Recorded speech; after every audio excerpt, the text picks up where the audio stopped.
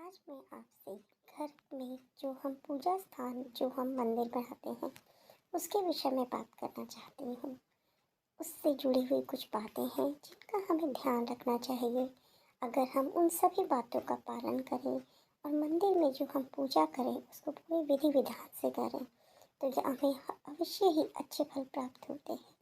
सर्वप्रथम आप मंदिर को बनाएं तो मंदिर की आकृति रखने की बजाय अगर आप किसी चौकी पर किसी ऊंचे स्थान पर अच्छी स्थापना करें वेदी बनाकर या फिर चौकी में तो ज़्यादा अच्छा रहता है। और नहीं है संभव तो मंदिर की आकृति में भी हम अपने देवी देवताओं की स्थापना कर सकते हैं। हमें उतने ही देवी देवता अपने मंदिर में स्थापित करने चाहिए जिनकी हम अच्छे से देखभाल कर सकें, जिन्हें हम स्वच्छ रख सकें, जिनकी हम पूजा अच्छे प्रकार से कर सकें। बहुत ही जितने आप कर पाएँ सिर्फ उतना ही रखिए। और अगर बहुत ज़्यादा देवी देवता नहीं रख सकते हैं, नहीं कर पाते हैं तो कुछ चित्र रख लीजिए।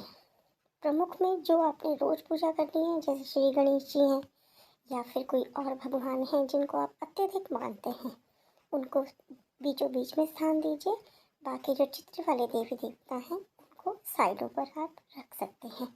दीप प्रज्वलित कीजिए। जो देवी देवता किसी धातु के होते हैं उनको रोज स्नान कराइए, तिलक अक्षत रोली सब चढ़ाइए। और जो हम दीपक जलाएंगे उस दीपक को हमने मंदिर की जो स्थापना की है उसके बीचों बीच में जलाएंगे ताकि जो प्रकाश है वो चारों तरफ फैले। मंदिर में रोज़ दोनों समय आरती करें, भजन कीर्तन करें, बहुत अच्छे फल प्राप्त होते हैं।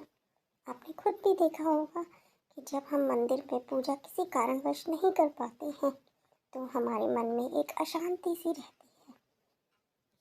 हो सके और हमेशा के लिए यह मान के चलिए, अगर आपने एक स्थान पर मंदिर की स्थापना ईशान कोण में हो तो बहुत अच्छी बात है। और नहीं तो उत्तर पूर्व की जो दिशा होती है वह अति उत्तम होती है। आप उसको वहाँ पर स्थापित कीजिए और मंदिर की जगह को बार बार बदलिए नहीं। इससे जो एक सकारात्मक ऊर्जा का जो संचारण होता है उसमें कमी आती है। क्योंकि जिस स्थान पर हम अपने देवी देवताओं की रोज़ पूजा करते हैं उस स्थान का जो एक ऑरा होता है वो एक अलग ही प्रकार का होता है। वह जगह एक तरह से जागृत कहलाती है। तो आप मंदिर को बार बार ना बदलें, इससे आपका मन भी बहुत विचलित रहता है। आप मंदिर में यदि कोई मूर्ति स्थापित करते हैं तो उसको 12 उंगल से ज़्यादा ऊंचाई की ना रखें। और सुबह देवी देवताओं को स्नान कराएं, अक्षत रोली से टीका लगाएं और हमेशा एक तांबे के लोटे में जल भर के मंदिर में अवश्य ही रखें। और जब आपकी पूजा का समापन हो जाए तो आप उस जल को थोड़ा थोड़ा ग्रहण करें और घर के कोनों में छिड़क सकते हैं। और अब फिर से उस लोटे में जल भर के मंदिर में रखें। अगले दिन उस जल को तुलसी माता के गमले में या फिर अन्य किसी फूल वाले पौधे के गमले में आप उसको डालिए।